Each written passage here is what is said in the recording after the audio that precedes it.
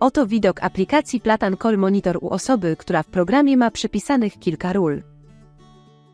Zależą one od nabytych licencji i zobaczymy je w profilu użytkownika.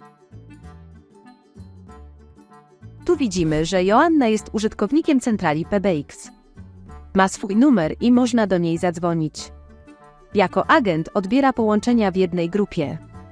A jako menadżer ma nadzór nad 3 grupami agentów, czyli wie, jak w tych grupach są obsługiwane połączenia telefoniczne. Zarządza także ekranem tablicy, na której są wyświetlane na bieżąco połączenia wskazanej grupy. Nie ma natomiast dostępu do konta administratora i konfiguracji systemu. W profilu użytkownika zobaczymy także nazwę służącą do logowania się w Platan Call Monitorze. Z kolei opis to zwykle imię i nazwisko, pod którymi użytkownik jest widoczny w aplikacji. Jako zdjęcie profilowe można wgrać dowolny plik graficzny w formacie JPG, PNG lub WebP. Awatar będzie widoczny dla innych w czacie oraz na pulpicie. W profilu ustawiamy także powiadomienia, zarówno o połączeniach, jak i o wiadomościach tekstowych. Włączone powiadomienia można tymczasowo wyłączyć dzięki funkcji DND w centrali, czyli nie przeszkadzać. W kolejnej zakładce zmienimy hasło do logowania.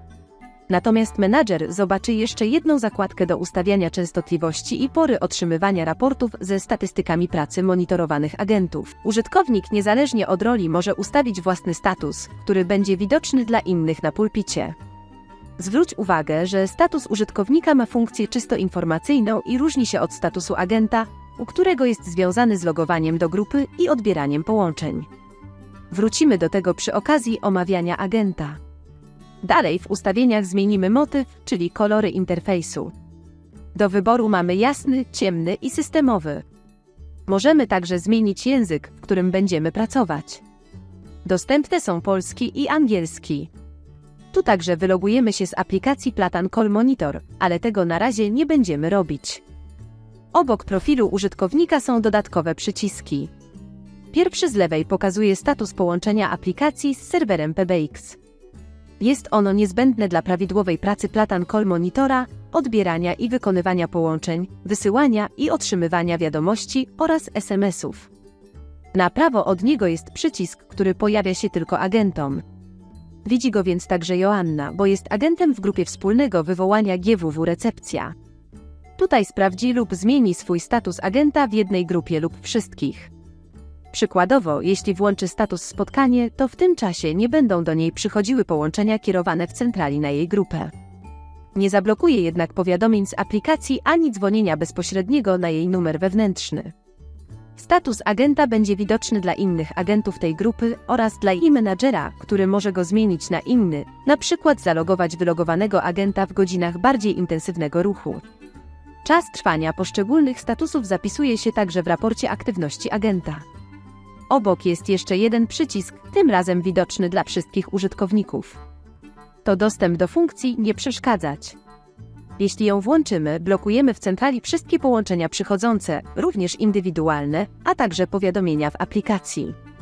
Po włączeniu funkcji przycisk zmienia kolor na czerwony. Ponadto, gdyby Joanna miała do numeru wewnętrznego przypisany jako multifon swój numer komórkowy, to zobaczyłaby jeszcze jedną opcję – wyłączenia połączeń kierowanych na smartfon. Popatrzmy jeszcze na lewą stronę aplikacji. Główną jej część stanowi menu, które możemy zwinąć do szerokości samych ikonek. Jego długość zależy od posiadanych ról, widzieliśmy je już w profilu użytkownika. Joanna nie musi się między tymi rolami przełączać, wszystkie dostępne dla niej zakładki są na liście. To, jak wyglądają te zakładki i jak aplikacja Platan Call Monitor ułatwia pracę poszczególnych typów użytkowników, pokażemy w kolejnych filmach. W dolnej części kolumny jest przejście do serwera aplikacji Platan. Znajdziemy tam m.in. książkę telefoniczną Platan Contacts, z której pochodzą opisy do zewnętrznych numerów. Jeśli zależy Ci na tym, by wiedzieć, kto dzwoni do firmy, dbaj o uzupełnianie tej bazy. Tędy przejdziemy także do programu Agent 003, który pozwala na odsłuchiwanie rozmów nagranych w serwerze PBX. A także do serwera faksów, jeśli korzystamy z transmisji faksowej.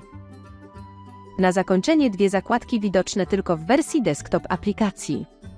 W ustawieniach aplikacji mamy adres i port Platan Call Monitora wpisane przy konfiguracji systemu. Pod ikonkami podręcznej pomocy są podpowiedzi poprawnego formatu danych. Dla użytkownika istotniejsze są opcje poniżej. Tu wybierzemy, w którym miejscu ekranu będą się pojawiały powiadomienia o przychodzących połączeniach lub wiadomościach. Domyślnie jest prawy dolny róg, ale można to dowolnie zmienić. Tu dostępne są też opcje uruchamiania aplikacji przy starcie systemu oraz w zasobniku systemowym. Dzięki temu użytkownicy nie muszą pamiętać o codziennym logowaniu się do aplikacji i mają do niej szybki dostęp. W oknie informacje zobaczymy, jaka jest aktualna wersja aplikacji Platan Call Monitor oraz Desktop. Poniżej skrót F5 do odświeżania strony w razie potrzeby oraz przycisk zakończenia działania programu. W oknie Edycja natomiast mamy wymienione wszystkie skróty klawiszowe, które usprawniają pracę z tekstem. Tak w skrócie wyglądają podstawowe ustawienia i menu aplikacji Platan Call Monitor. W kolejnych filmach pokażemy, jak działa sama aplikacja, jak wyglądają poszczególne okna, powiadomienia o przychodzących połączeniach, wiadomości, SMS-y, statystyki. Przyjrzymy się pracy agentów, menadżerów, wykorzystaniu tablicy i innym. Zasubskrybuj kanał platan.pl, aby niczego nie pominąć. A jeśli Ci się podobało, polub proszę ten film. Do zobaczenia!